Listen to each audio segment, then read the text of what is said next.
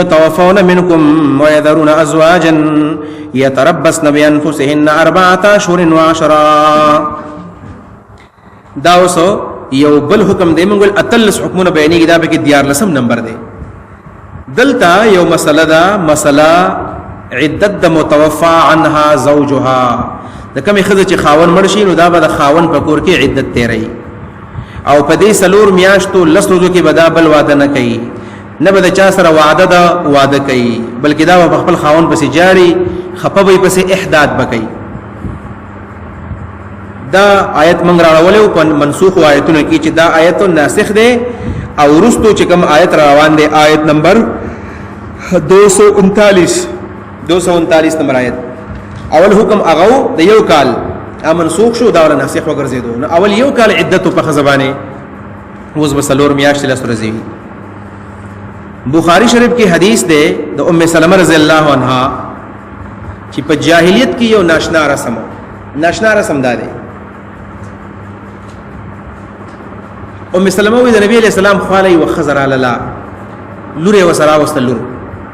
وی نبی علیہ السلام ته چې الله نبی زما د دې لور خاون مړ دی او داسترګي خوګ دی نو دا اجازه ورته وکړه چې دا رانجه لګولې شي کنه شي لګول. نبی علیہ السلام وی نه نشي لګولې د خزي په دویم ځل باندې ویل د الله نبی سترګي خراب دي تور اجازه وکړه چې رانجه ولګي. نبی علیہ السلام ته قار شو اگر چې د خزه بیمار شي نو بیمار خپل علاج کول شي کسترګي خوګي نو بیا رانجه لګول شي او د خزه په غلط بیانې کوله د مطلب چې دا جنې بدا ځان بار رانجه منجه لګي نو خلک و چې د عدت تر شوی د سو په تاسو کې غلط بیانې کوله یا هغه وخت یاد نه دی چې په جاهلیت کې خلکو په تاسو باندې لوبې کولې څنګه لوبې وي طریقه دا و پخوا وې کله چې د خزه خاون مړ شو نو په کور کې به چې کما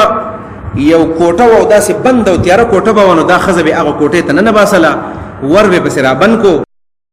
کې به ټول ضرورت پوره کول جمله ضرورت ګندګیانې او دسماتی وغیرہ خوراک ټول بدل تکو او په دې دروازه کې به درته خوراک کې خودو او تاسو هغه خوراک واغستو او یو کال پورې به تاسو په دې کوټه کې ناشته وي یو کال پورې کله چې کال تیر شو نو بیا به دې کارو کو چې یو چيله به راوستو او یا به خر راوستو چيله یا خر او دا خزا دا به مطلب بربند کړلا او د قشان به پدې چيلي باندې او یا پدې خر باندې کینه ولا او دا به دسه وختو چې د دې زنانه به بیماری و هیڅ به وي دا به دومره ګندګي و چې کله کله به دغه ګندګي د وجنه ډیر جراثیمو پدې چيلي باندې پدې خر به د خزه کینه سره دغه د جراثیمو د وجنه د ساروي به مړ شو او بیا بدل خلکو په لاس کې پچ در کړل او دا پچ هم گزار کړل داسې دې مطلب بداو چې ما عدت ختم کو دغه تکلیف د باندې الله ختم کو یو کال وتا سناسته وي دور په ذلت باندې تاسو عدت تیرې دو اوس د باندې الله تعالی سلور میاشتې ولس ورا وسلې وست دا خبره کې چې ماته اجازه وکا چې زما لور رانجه ولګي نو نشي لګولې نو دا رسم په خو هغه رسم ختم شو وسلور میاشتې لس ورځې بیا حکم دا چې یو کال به تیرې خدا خاوند وصیت کوي او دا غن رسته حکم منسوخ شو اوس به یو کال نه تیرې بلکې سلور میاشتې لس ورځې به تیرې.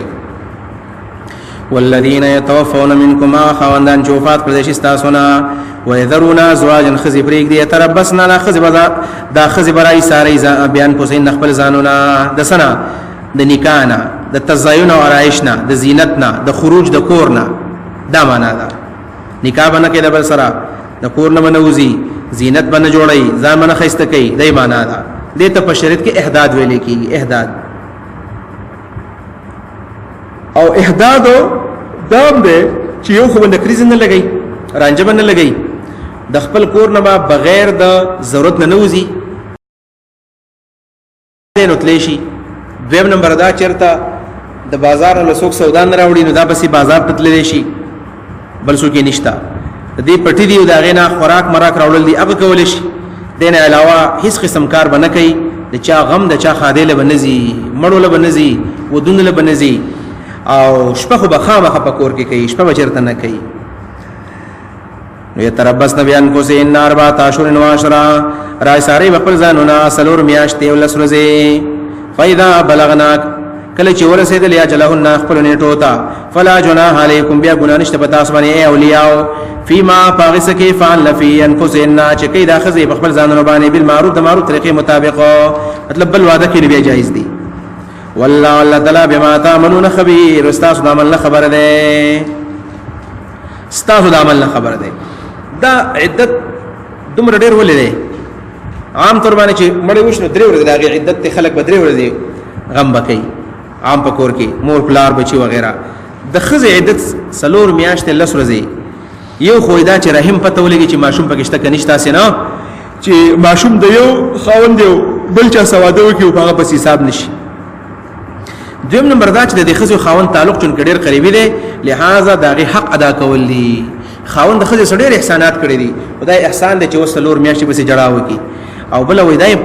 فائدہ پکې دا چې سلور میاشتې 10 ورځې تیر شي د خاوند محبت د خزې زړه بیا کم شي، بل واده ته بیا تیار شي، بیا کول شي. دای معنا دا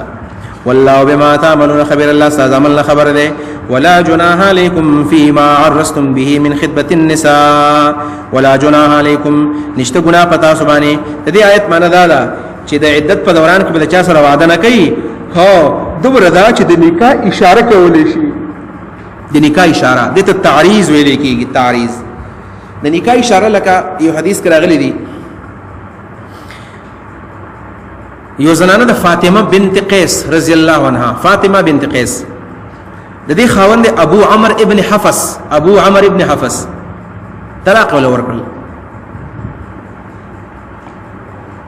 ابو عمر ابن حفص مړ شو، ابو عمر ابن حفص مړ شو. السلام ویلو چې ته د څه وکا، او دا په اصل کې د غلامان تختیدلی او دا په ستلې ونه پلاره کې بیا است وفات شو. ولتبه عدت تیرې زخو عدت نشم تیرولې په غزا کې خو یو خوشې زیاده او مخکې زما خاونو نه زو گزاره وسره کېدله. وته د عبد الله ابن ام مکتوم رن صحابي دا غي کړ عدت تیر کا، ځکه هغه خپل کور کې به نه تیر، خپل کور ته بنځي خامخه د خاون کور کې به تیر چلته نشي. او د عبد الله ابن ام مکتوم کړ عدت تیر کا، ځکه رن صحابي دی او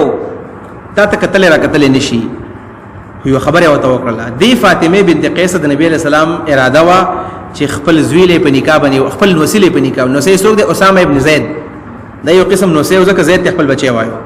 ویل کله ستا عدت تیر شنو ما به خبره کې، دا غي اشاره وا. مطلب دا چې تبه ما ته وینو زما ستاغم بیا کوم. دا څه قسمه اشارات علما بیا جایز دي چې یو خزه په عدت کې ناشته ده او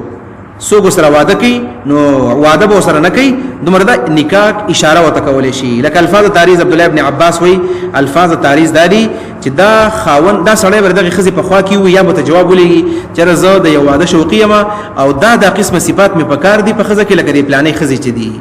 نو دې مطلب دا دا خزه بو چې دا زما سره نکاح کول غواړي، دا تعریض دي. دې سره سره کچرتا دا خزه ناشتي او دا سړی ورته مخامخ وي چې راستا بشن خزه بچاته ملاو شي ډېر خوش قسمته سړی. مختلف د هر علاقې خپل خپل الفاظ دي نو دا جایز دي. ولا جناح علیکم گناہ نشته پتا سبحانی فيما پاغ الفاظ کې عرستم به چې اشاره وکي تاسو پاغه سره من خطبه النساء د غختنې د زنانو د خزو او د زنانو د تپوس خطبه ویل کې د خزې د واده تپوس د رشته تپوس تا من خطبه النساء چې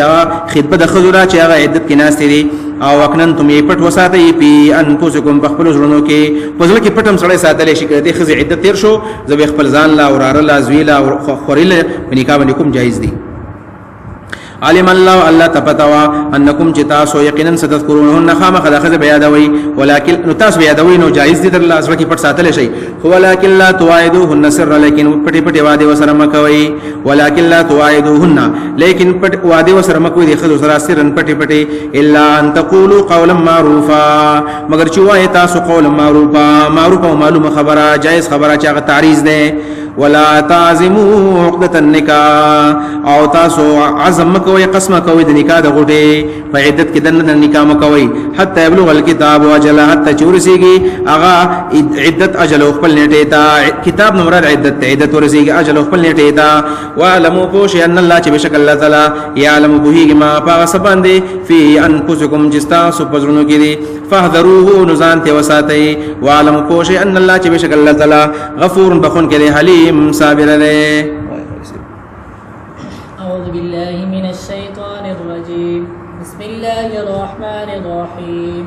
لا جناح عليكم إن طلقتم النساء ما لم تمسوهن أو تفرضوا لهن فريضة ومتعوا الموسع قدره وعلى المقتر قدره متاعا بالمعروف حقا على المحسنين. وإن طلقتموهن من قبل أن تمسوهن وقد فرضتم لهن فريضة فنصف ما فرضتم إلا أن يعفون أو يعفو الذي بيده عقدة النكاح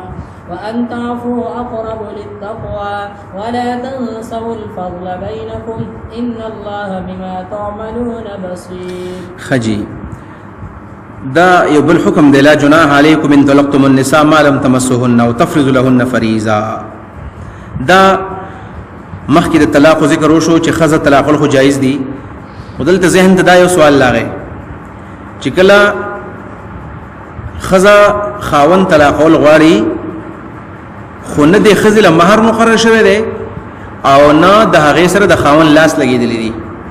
یعنی نه رخصتی شوی دا او نو له مہر مقرر شوی دی او خاوند د خزه طلاقي. نو آیا په دې کې ستاوان شته که نشته؟ یعنی دا وله هم مہر ورکوي که نه به ورکوي؟ تاوان ورد مہر دی، یعنی په دې صورت کې به خاوند خزه له مہر ورکوي که نه به ورکوي؟ لکه څنګه چې مخکې ورکوه. یو دا یا دویم دا چې دا شک ذهن ته راتلو چې دا خو به ګناه نه چې یو سړی خزه له مہر نه مقرر کړي واده وسنۍ شوی او د طلاق ورکوي هغې لا، نو الله وینا نه پکې تاوان شته مہر نشته او نه په دې کې ګناه شته. لا جناح علیکم نشتاوان پتا سبحانه لکم مہر یا لا جناح علیکم نشت گناہ پتا سبحانه ان طلقتم النساء کتا سو طلاق ورکل خذلرا ما دس خذلرا لم تمسوهن چتا سو لاس ندی وروړي لاس مونږ لګیدل دا غسرا او تفرضوا لهن فریضه او لم تفرضوا لهن دا لم لاندې داخل له او تفرضوا لهن او نه مقرر کړی تاسو دا خذل لپاره فریضه مہر نو سبا کوي ومتعوهن ردي خذل لپاره بیا متعه المهر ده. دا د مہر صورتونه واورا سلور قسم مہر ده شریعت کې سلور قسم مہر. یو مہر ده هغه مہر چې کوم مخکې 229 نمبر آیت کې تیر شو چې مہر مقرر هم ده او واده هم شوی ده. مہر مقرر ده بعد المسیس نو ټول مہر به ورکوي، داغه دلیل بقره آیت نمبر 229 ټول مہر لکه عام واده وشي او بیا سړی طلاق ورکوي نو ټول مہر به خزالي. دویم صورت به ان شاء الله آیت نمبر 237 کې سره روان دی. آیت نمبر 237 کې فنصف ما فرضتم وان طلقتموهن من قبل ان تمسوهن وقد فرضتم لهن فریضه. دا هغه صورت دی چې مہر مقرر دی خو د واده نه مخکې طلاق وشو، مہر مخکې طلاق ملاو شو، مہر مقرر دی. نو آیت نمبر 237 په دلیل لې چې دا بیا نصف المهر والی نیم مہر. دین علاوه دی آیت مبارک 236 نمبر آیت کې دریم نمبر مہر ذکر دی. دریم مہر دا دی چې نه مہر مقرر دی او نه واده شوی دی، مہر تقریر نه دی شوی قبل المسیس طلاق ملاو شو، بیا به کې متعه المهر دی. متعه المهر، متعه المهر څه ته ویل کېږي؟ نو غریب ته به تر خپل اندازې مطابق ول سور کا او مالدار ته تر خپل اندازې مطابق سور کا. امام ابو حنیفه رحم الله فرمایي د خزي خاون په دې مہر کې اختلاف راغی نو بیا به دا خاون خزل نیم مہر مثل ورکی نو بس جګړه ختميږي په دې باندې. نیم مہر مثل کې اختلاف راغی او اختلاف نو راغلی نو بیا خزه خاون چې بس جوړ شو دغه مہر مثل دی او بیا وی چې دا د 15 درهمونو غره کم نه غره زکه کم اس کم د نکاح د پاره 10 درهم پکار دي او د 15 درهمونو به کم نه او زیات خیر دی کو. او دا وی حضرت حسن رضی الله عنه د حضرت علی سے وزوی دی خزه طلاق کړه. مصنف د عبدالرزاق دا روایت دی. نو 10000 روپے ورله په متعه کې ورکړلې، مطلب نه نکاح شوی او نه مہر مقرر دا وسره والا. نو هغه پس خطر اولې چې متاع قلیل من حبیب مفارق، زما کوم هغه مفارق دوست دی بے وفا دوست، مطلب چې زما سره وفاداری ونه کړله، ډیر کمی پیسې مال راولېګلې 10000 ته کمی ویلي. دنه معلومه ده شو چې دا مالداري او غریبۍ باندې ډیپند کوي. سړی مالدار دی نو ډیره گزار دی وسره وکي، او کله کمزور دی بیا دی ولا کم ورکی خو متعه المهر دی. او بیا علماء لیکلي دي که سړی غریب دی نو بیا دی ورله درې پیسه جوړوالی، درې پیسه سده شلوار کمیس لوکټا. او کمالدار دی نو بیا دی ولا غلام ورکی غلام. او دا مذهب د عبد الله ابن عباس هم دی چې غلام یا وینځ ور کول دا متعه المهر دی. او څلورم نمبر مہر هغه دی چې نکاح وکي واده شوی دی خو مہر اړو مقرر نه دی او چې وبشي ځا لکه عام طور خلک دا نیوکه کوي دا زما شول زما د زوی شولا او بیا واده وکي مہر اړو مقرر نه په دې کې بسې دا کې بیا مہر مثل له. مہر مثل څه ته وایي؟ مہر مثل دا د دې جنې چې کوم خپلوان جنکې تر لوريانه او چاچیګانې خو چې هغه د دې پشان په حسن کې په قابلیت کې په تعلیم کې وغیرہ په صلاحیتونو کې د دې پشان دی وا او څومره مہر داغه هغه بد دی وی نو کاغه مہر لګو نو دی بلګیو کډیرو بیا بډیری دا سلور قسمه مہر دی دلته دو قسمه مہرونه ذکر کیږي او مخکې وشو او مہر مثل ذکر په حدیث کې راغلی دی ومتیوهن متعور کې د خذل را د متع واجب ده على الموسع په مالدار باندې قدره په اندازه د مالداري متعدا وعلى المقتري په غریب باندې قدره په اندازه د غریبي باندې متعور کولی متاعا بالمعروف متعوهن متاعا بالمعروف متعور کوي د معروف طریقې مطابق حقا المتقين دا حقا صفت د متاعن ده حقا دا واجب دا من واجب کړی دا علی المتقین په متقیانو باندې علی المحسنین په نیکانو باندې حقا دا من لازم کړی دا علی المحسنین په نیکانو باندې وان طلقتموهن کتاسو طلاق ورکو د خذل را دا غنی مہر ذکر دی من قبل ان تمسوهن مخکې د دینا چې تاسو لاس ولګوي د خذل سره یعنی واده نه مخکې او مہر مقرر دی وقد فرضتم لهن فریضه او حال دار تاسو پرس کړی وی د خذل لپاره فریضه مہر وقد فرضتم یقینا مقرر کړی تاسو لهن د خذل لپاره فریضه مہر فنصف ما فرضتم لازم دی پتا سبانه نیم هغه مہر چې تاسو مقرر کړی دی نیم باور کی الا مگر ایافو نا چې معاف کی دا خزی دا مہر څنګه معاف کی بان تهب المرأه مہرها للزوج غنی معاف کی چې مرا کوا او یعفو الذی یا معاف کی د مہر لراغه سره به دې چې دا پلاس کې عقدۃ النکاح غټه د نکاح دا یعنی خاون چې نیم نه نالم بلکې ټول در کوما نو خزبو چې داشتم والا او خاون ټول در کوما لکه پښتانه وای کنا چې قربه په ملمو چې نخرم نو پدې باندې خخکاری دغه مثال له چې خزا ورته وي چې مرا کا ودام او خاون بو چې نه ټول در کوما وان تعفو اقرب للتقوى وان تعفو او عفوك والاستعصوا اقرب للتقوى نزدې د تقوا ته یا نزدې کون کې د تقوا ته کما فی موکلانو تقوا دا تقوا ته خلق نزدې کوي یعنی کما فی موکلا که هر چا وکړه که خاون وکړه که خزي خو دلته یو قانون بیانې مزیدار شان قانون چې کله طلاق راشد خزي خاون مېس کې بیا د خزم خاموش کینی او سړی د خاموش کینی به دې په یو بل باندې الزامونه نه لګي چې د دې سکول او ماده سکول ولا تنسوا الفضل بينكم